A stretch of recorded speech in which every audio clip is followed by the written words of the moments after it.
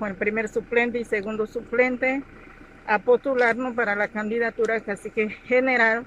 Pues ya gracias a Dios he admitido la postulación.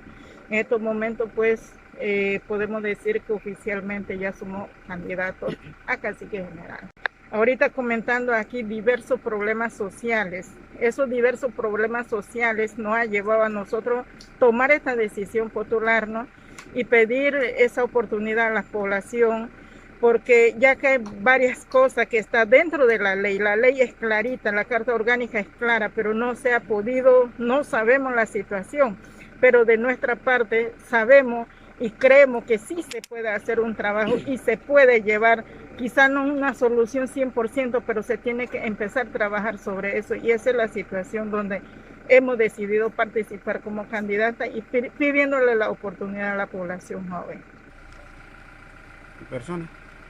Muy buenas tardes, mi nombre es Santiago Vázquez Utabino, soy de la región Escribo.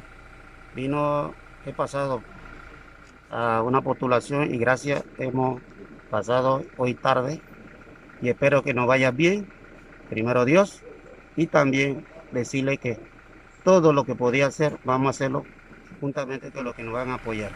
Y espero que nos ayude y seguiremos adelante. Gracias.